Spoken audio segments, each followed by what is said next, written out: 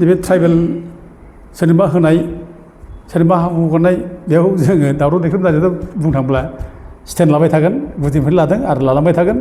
बेयाव सोरबा गभर्नमेन्ट फैयो फैया हाग्रामा फैयो फैया बिदिबो खोथा गैया कनस्टिटिउसननि आं दहाय फरायनाय दानि 366 आर्टिकेल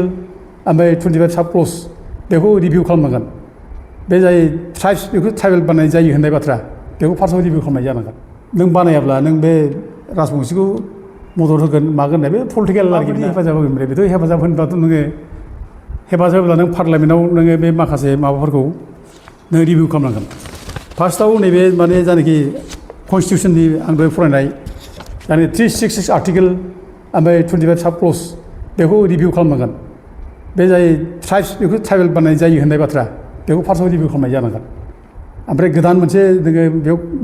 मारैबा एसटि खालामनो हायो बे क्लजआव नों सोसननांगोन ओमफ्राय बिनि बादि नोङो बे आं दहाय बुंनाय बादि बे लुकुर कमिटिया होनाय मोनबा क्राइटेरिया बे क्राइटेरियाखौ सोलायनांगोन बे मोनबा क्राइटेरियाखौ सोलायनानैसो नोङो गोदान क्राइटेरिया होनानै माने मोनसे लिबारेल मोनसे क्लज सोना होनानै नों बानायाब्ला नों बे राजबंशिखौ मदद होगोन मागोन होननाय बे पलिटिकेल आर्गिउमेन्टआ ओरैनो जास्ट माने गावनि माने लाब मोननो थाखाय फैगौ इलेक्सनाव जाहाथे लाब मोनो बिनि थाखाय बे बुंनाय आरोखि बेनिफ्राय जेबो नङा ओरैनो नैबे माने माबाखौ मोनबा जे क्राइटेरिया होदों लुकुर कमिटिया बे क्राइटेरियाखौ माने एमेन्डमेन्ट लाबोनो थाखाय 2014आव सेस्था खालामदों माखासे वार्ड सोदेरनो थाखाय 2022आवबो खालामदों 2022, 2014 बेयाव जानाखि एमेन्डमेन्ट लाबोनो नागिरदों बेबो जायाखै दाबो जायाखै दा गथे लुकुर कमिटिनि जानाखि माबा रिपर्ट बे लुकुर कमिटिनि रिपर्टआनो फाइनाल आरो बाइन्डिंस दा बे आरोखि दा हाया बेयो दा बे बुंनाया ओरैनो राजनिथिनि माबाजों बुंनाय जादों दा नोङो ओरैहाय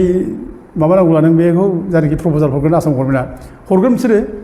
आगोलाव जेरै हरदोंमोन तुरुंगगय समाव हरदोंमोन जेरै माने 6 जनगोष्ठीखौ एसटि होनांगौ होननानै बे प्रप'जाल हरनायखौ दिनै आरजिआइआनो दाननानै दोनदों रेजिस्ट्रार जेनेरेल अफ इन्डिया बेखौ दाननानै दोनदों फार्स्टआव थाङो रेजिस्ट्रार जेनेरेल अफ इन्डियाआव रेजिस्ट्रार जेनेरेल अफ इन्डियाआव थांनायनि उनाव बियो थांगोन NCST national commission for schedule tribe and माने शेड्युल कास्ट बेयाव थागोन आरोखि आरो बेनाव ministry of law and justice बे दंबायो बेफोरनिफ्राय गासिबो मतामत लायाब्ला बिसोरनि माने मतामतआ खोब माने कम्पालसारि दा बिसोरनि मतामत लायाब्ला बिसोरनि फरवार्डिं लायाब्ला बिसोरनि माबा लायाब्ला पार्लियामेन्टआबो जेबो खालामनो हाया नों हाजार हर सोरबा मन्थ्रिया बुं सोरबा गभर्नमेन्टआ बेखौ खालामनो हाया मन्थ्रिया खालामनो हाया बेखौ अनलि पार्लियामेन्ट आरो पार्लियामेन्टआ जेब्ला माबा लागोन अब्ला नैबे माने आरजिआइनि NCST कमिसननि रिपर्ट एकदम बाइन्डिं आरोखि मास्ट लाथारनांगोन बे सारा नों हाया आरोखि सार खुब माखासे खौरां बिजोङाव नुनो मोन्दों सारनि हेंथायै माखासे खोथा बुंनाय बे ट्राइबेल बेल्ट एन्ड ब्लकनि सोमोन्दै एसटि बिनायनि सोमोन्दै खोथा बुंग्रा अमर सिंह आरो दावराव देख्रुबमोना बहा गोमानानै थाखो होननानै बुङो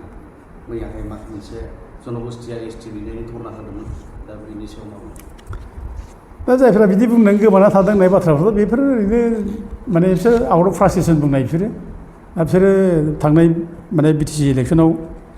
बिराद बोलो होदोंमोन जे हाग्रामाखौ फेजेननानै UPPL सरकार प्रमद बर'आव फैफिननांगौ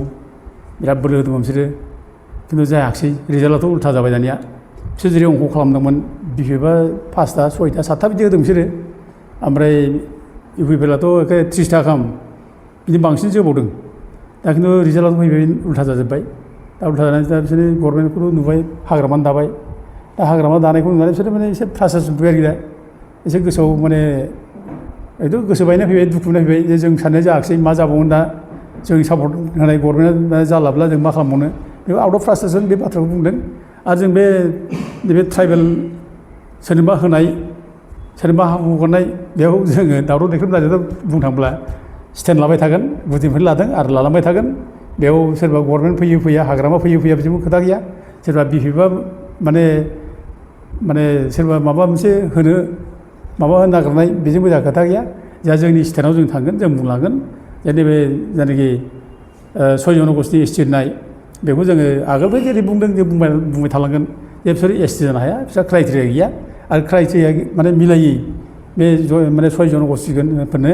एसटि होनाया बे माने जाखाया आरो बिदिखौ जोङो सापर्ट खालामा आरोखि बेखौ जों बुंलांगोन आरो हा हुनि खोथाथ' बेनोखा बे जोंनि ट्राइबेल माने बेल्ट ब्लकआव खुनु माने नन प्रटेक्टेड क्लासनि मानसिया हा मोना आरो 6 एरियायाव इसेबां दं बे 6 एरियायावबो माने आयेन गैयाजासे आयेन सिफायनानै खुनु नान ट्राइबेल मानसिफ्रा हा मोना बेयावथ' जों स्टेटआ गोराखा आं मोजां मोनदों मोनसे खोथा बुंनायखौ हाग्रामाया बुंनो हादों जे माने एबार माने जायफ्रा माने माबा गोनां आयेनजों गनायजानाय बेखौ होनदों आरोखि आयेन बादियै माने हाखौ होनाय जागोन बे बाथ्राखौ बुंदों दा गथिखे मोजां बाथ्रा आयेनखौ मानिनानै होनांगौ हाया जाय मोननांगौ मोनगोन बयनोबो हो आयेनखौ मानिना हो आयेनाव जायफ्रा मोननांगौ बेखौ मोनजोबदों जोंहा बेयाव बादा जेबो गैया आरो जों खुनु माबा मोनसे जाथिनि बेरेखाबो जों नङा खुनु जाथिया माने गाज्रि मोननो नाङा खुनु जाथिनि बेरेखा जों मावलायनो नाङा जाथि बेरेखा थांना जोंनि टारगेटआ मा जोंनि माने डिमान्डआ जे जों 6 सिडुल माने आयेनखौ जों सिफायनाङा आरो जोंनो जेरै आयेन होबाय लेन्ड माने हानि आयेन बे आयेनखौ जों मानिनानै सोलिनांगौ जोंना बेयाव दं आरोखि बे थिग आरो बे राजबंशिफोरनि जायनाखि मैया दाखालि आन्दलन खालामनानै बेखौ गिनानै खारखोमानाय बेखौनो जों मा गिनानै खारखोमानो फाले बांसिन दावराव देख्रेब नाजों नांलायदों बुंनो थांब्ला बे 2010निफ्रायनो जों बिराद नांलायबोदों पेपाराव बांसिन लिरदोंब्ला दावराव देख्रेब नाजों बांसिन लिरदों बे गज राजबंशिफोरजों अनेक थरख जादों अनेक डिबेट जादों आरो बेखौलाय बयबो नुखाजोबनाय आरो जों बेखौनो जों गिनानै खारखोमानो नामा समायसाखौ गिनानै खारनाङा समायसाखौ फेस खालामनांगौ जाय गिखौ जाय माने माबाफोर लोरबां जायफ्रा बेफोरसो समाजाव गिनानै खारखोमायो एरायो जों समाजा गिनानै खारग्रा नङाथ' जों समाजाखौ बोरै समाधान खालामनो हायो जों बेनि थाखायसो जों खामानि मावो